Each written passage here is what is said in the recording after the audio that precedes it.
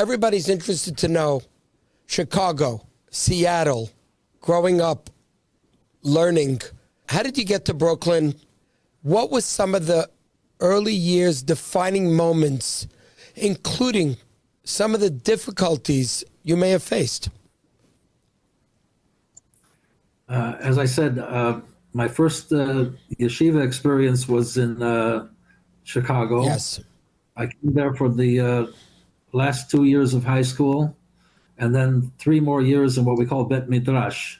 So a total of 5 years in the Chicago yeshiva Bet Midrash La Torah. It was a wonderful experience, and one of my rabbeim, one of my main teachers, later became my father-in-law, Rav Mendel Kaplan Zatzal,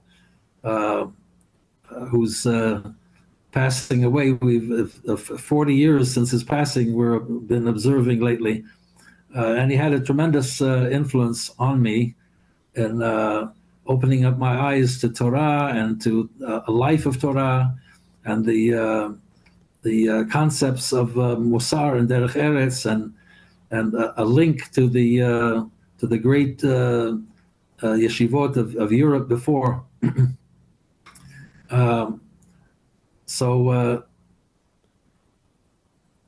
knowing his background, my father-in-law's background from Yeshivat Mir in Europe, I got to know some of the people from Mir that as he had done with the family, came through Shanghai during the war years, and so I developed an interest in joining the Beis HaTalmud, which was established by some of the great Rabbanim of Mir Yeshiva, and that was a major turning point in my life, to join up with the Beis HaTalmud in what we call East New York. East New York is like East Brooklyn, and it's around that time that I got married to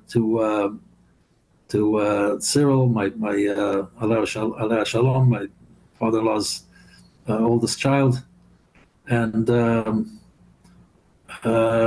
there we are. So it was interesting that during all the years that I was in Beis HaTalmud, approximately 10 years total, about 5 years in the Kollel and 5 years teaching there, I had very little contact with Sephardic communities. Now, it's very interesting that my father-in-law, right, took an interest in my future. He knew that I can't be sitting in Kollel or even teaching there for a long length of time.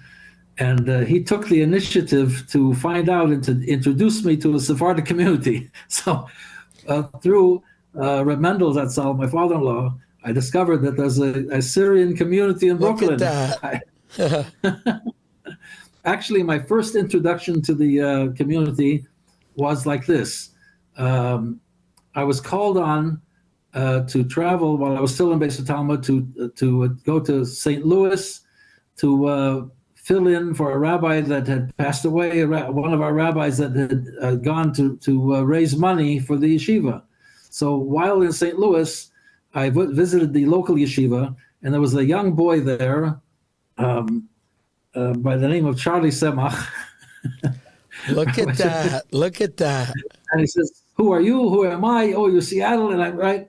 He says, "When you get back to Brooklyn, I want you to look up Rabbi Murray Maslaton. Just look him up," right? And I looked him up, and we became lifetime friends. and that was really my introduction, together with my father-in-law doing his research and introducing me to the community. That's amazing, Rabbi, and that's wonderful to know that Charlie Semach today has a big boys and girls school in Lakewood, and Rabbi Murray was a trailblazer. Everybody Absolutely. that hears his name will know what kind of great man he was, what kind of special man. I did not know that.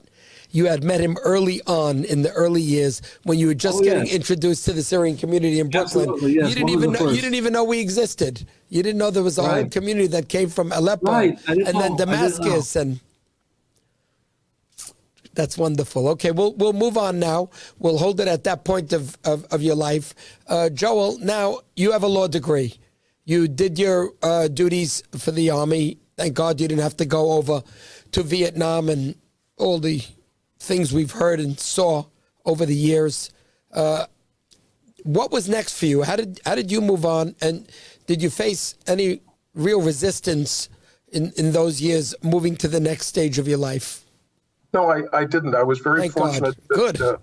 I was very fortunate that a small law firm in Seattle, for whom I had won a scholarship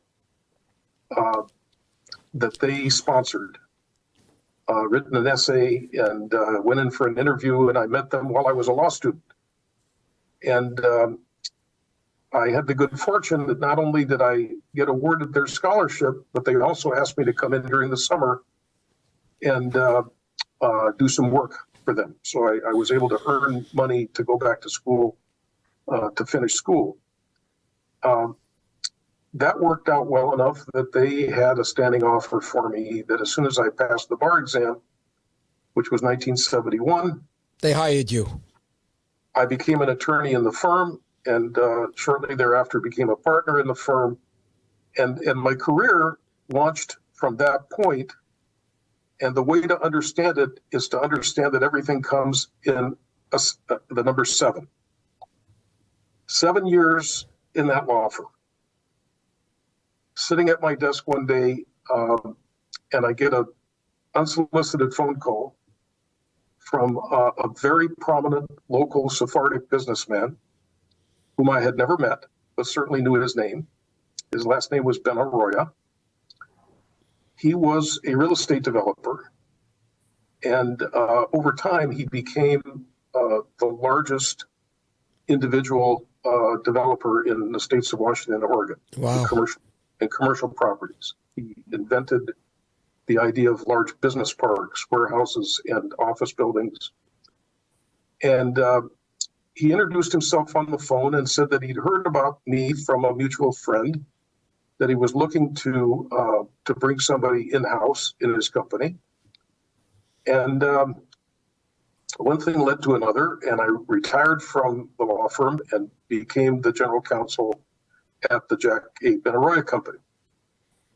7 years later, he decided to sell the company, and he did. And I ended up, it was purchased by, at that time, we closed the transaction, was the largest property sale in the history of the West Coast. Wow. And after running that transaction and meeting all the people on the buyer's side, they approached me and asked me to come to work for them. The managing partner of the venture that bought the Republic pension funds involved in the transaction from California, but the managing partner was a company out of Dallas by the name of Trammell Crow Company. Yeah, we heard of Trammell Crow. One of the largest in the country. And there were certain aspects of the portfolio in Seattle that they were not familiar with, and they knew I had been there, and they asked me to come in and become part of their company. And but not as a lawyer. They wanted me.